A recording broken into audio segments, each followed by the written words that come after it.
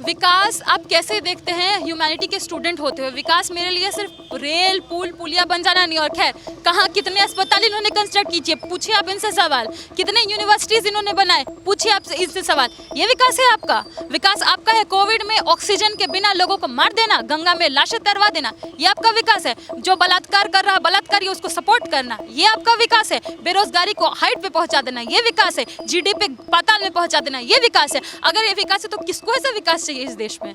किसका विकास हो रहा है? सिर्फ अंबानी अडानी को छोड़ दीजिए तो इस देश में किसका विकास हो रहा है? आपका हो रहा है, मेरा हो रहा है? क्या हमें पैसे उस हिसाब से मिल रहे हैं? क्या हमें बस रोटी रोजगार है? बेसिक चीजें हैं, रोटी कपड़ा मकान, आप वो अवेलेबल नहीं करवा पा रहे हैं। आप जीएसटी लगा करके प्राइस इतना ऊंचा लेके जा रहे हैं। फिर वहाँ पे निर्मला सीतारमण जी कहती हैं प्याज आलू के दाम से हमको मतलब नहीं क्योंकि हम प्याज नहीं खाते हैं। तो आप फाइनेंस मिनिस्टर क्यों बने हुए हैं? आप देश का, आपसे सत्ता नहीं संभला जा रहा है, देश आपसे सही दिशा में आगे नहीं ले जाया जा रहा है, तो छोड़ने दीजिए, उतर जाइए। कोई पकड़ के आपको थोड़ी बिठा रखा है कि मोदी जी बैठे रहिए तभी देश चलेगा, नहीं तो नहीं चलेगा। विकास की परिभाषा हम जो मानते हैं वो आपको लगता है कि या इस देश की मीडिया मानती है? आप एक रिसर्च हुआ है, जेएनयू में ही रिसर्च हुआ है और ये रिसर्च होते रहना चाहिए ताकि देश को नई नई जानकारियाँ, नई नई बिंदुओं पर सच्चाई पता चलते रहे। ये जो रिसर्च हुआ है जेएनयू में, उसमें ये पूरा डाटा निकाला गया है 2014 से लेकर के 2022 तक का। 2022 तक के जो डाटा निकाला गया है वो विभिन्न जो प्राइवेट चैनल्स हैं, न्यूज़ चैनल्स हैं, उसमें क्या दिखाया जा रहा है उस पर रिसर्च हुआ है। उसमें पाकिस्तान का मुद्दा दिखाया जा रहा है, टॉप पर है। उसमें क्या कहते हैं, राम मंदिर और ये इस टाइप के जो चीज़ें हैं, जो सांप्रदायिक घटनाओं पर बेस्ड जो चीज़ें हैं, वो धर्म से जुड़ी हुई। एक सेकंड, ठीक है, ये सारी जो घटनाएं हैं वो सारा चीज़ खूब दिखाया जा रहा है। और आपके जो बुनियादी मुद्दे हैं, शिक्षा, रोजगार, स्वास्थ्य, ये सब गायब है।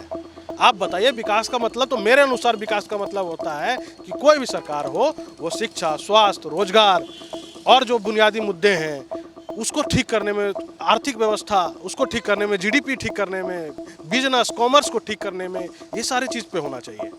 नया नया इंफ्रास्ट्रक्चर लगाने में होना चाहिए। हम तो विकास का मतलब ये समझते हैं। विकास का मतलब ये थोड़ा होता है कि पाकिस्तान को जाके पटक दिए, ठीक है, पाकिस्तान पर 4 बम गिरा दिए, उससे हमको क्या मतलब है? हमारे देश में कितने, आपको पता है हमारे देश में बेरोजगारी की संख्या कितनी बढ़ रही है? अब अभी हमारा देश डेमोग्राफिक डिविडेंट में चला जाएगा, बेरोजगारी की तांता लग जाएगी, रोजगार नहीं मिलेंगे। कोरोना में कितने लोगों को रोजगार गई?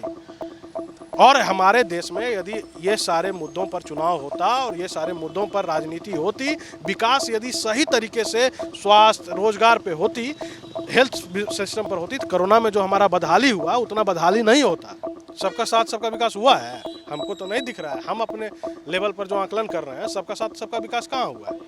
बताइए, इस देश में हथरस में क्या हुआ आपको नहीं पता है? एक दलित बेटी के साथ क्या हुआ? और कौन थे लिप्त, कौन पार्टी के थे, आपको पता है ना सब चीज़। तो सबका साथ सबका विकास हो गया, ठीक है। चुन चुन के यूपी में तथाकथित एक जातियों को चुन चुन के मारा जा रहा है, तो क्या सबका साथ एक साथ विकास हो गया है? दलितों को घोड़ी पर नहीं चढ़ने दिया जा रहा है, ये सबका साथ सबका विकास हो गया है, ठीक है। आज भी मैनुअल स्कैवेंजिंग में कितने लोग मरते हैं, सबका साथ सबका विकास हो गया है? बताइए, हो गया है क्या? ठीक है, कितने लोग, कितने, आप बताइए, सबका साथ सबका विकास। SC ST OBC कितने यूनिवर्सिटीज के प्रोफेसर हैं? बताइए आप, कितने जुडिशरी में जज जो हैं, हाई कोर्ट के जज SC ST OBC हैं? बताइए, 85% जनसंख्या SC ST OBC की है।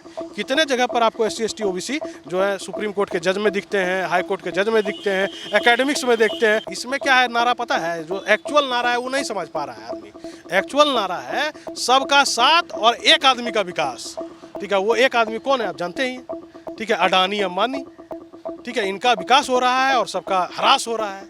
आपको मैं बता देना चाहता हूँ, ये देना चाहता हूँ कि कोरोना में आपकी नौकरी चली गई होगी।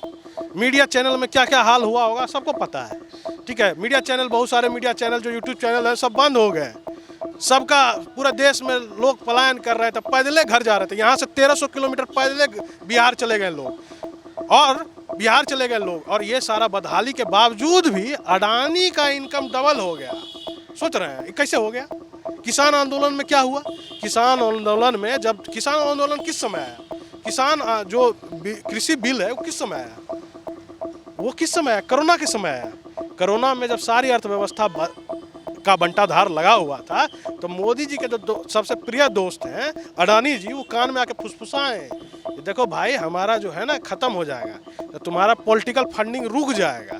तब फिर मोदी जी बोले अच्छा रुको रुको रुको। अब एक किसान, एक एग्रीकल्चर सेक्टर ही जो था वो अच्छे से ग्रो कर रहा था, एग्रीकल्चर सेक्टर अच्छे से ग्रो कर रहा था, तो अब उनका किसान के ज़मीन पर आँख था और उन्होंने आँख लगाई थी किसान की ज़मीन पे। अब किसानों ने इसको आंदोलन करके अपने ज़मीन की रक्षा की। ज़मीन तो प्राइवेट कंपनीज को बिक जाता, प्राइवेट कंपनी में कौन है, अडानी खरीद लेता ज़मीन और वो कब्जा कर लेता और किसी व्यवस्था में कर। आप कितने भी कुछ भी हो जाए, बेरोजगार हो जाए, कुछ भी हो जाए, 2 टाइम का रोटी तो खाएंगे ना, चावल खाएंगे ना, तो खाएंगे वो कहाँ से आएगा। वो अडानी आपको 150 रुपये में रोटी बेचता और आपको खरीदना पड़ता। आप नहीं मानते हैं कि बेरोजगारी बढ़ी है? 45 साल में सबसे ज़्यादा बेरोजगारी बढ़ी है, आप नहीं मानते हैं इसको? कितना बेरोजगारी बढ़ी है? बेरोजगारी बढ़ी है और क्या बढ़ी है?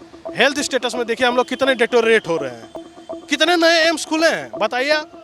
8 साल मोदी जी रहे ना, हेल्थ स्टेटस में कितना। हमारा एजुकेशन का बजट क्या है? एजुकेशन का बजट घटते जा रहा है, एकदम ससरते जा रहा है और वो एक दिन विलुप्त हो जाएगा हमको लगता है। एजुकेशन पर सबसे ज़्यादा खर्चा होना चाहिए, 10% के आसपास खर्चा होना चाहिए जीडीपी का, और नहीं हो रहा है। देश का जो विकास जो है वो रुका हुआ है, ये आपको भी पता है, डाटा है, इतनी बेरोजगारी है। तो इन सब चीज़ों को अगर आप ध्यान में रखेंगे तो मुझे लगता है कि ये धर्म का जो नंगा नाच चल रहा है टेलीविज़न चैनल, न्यूज़ चैनल पे, इससे लोगों का ध्यान भटकाया जा रहा है। देश में मुसलमानों की क्या कंडीशन है, सच्चर कमेटी का रिपोर्ट कोई पढ़ ले, उससे साबित हो जाएगा कि किस तरीके से मुसलमान अंडर रिप्रेजेंटेड हैं। कितने लोग कक्षाओं में, आप देखें जेएनयू जैसे यूनिवर्सिटी में, मुझे नहीं लगता कि मुसलमान एक क्लासरूम में जाएंगे तो इक्का दुक्का मिलते हैं।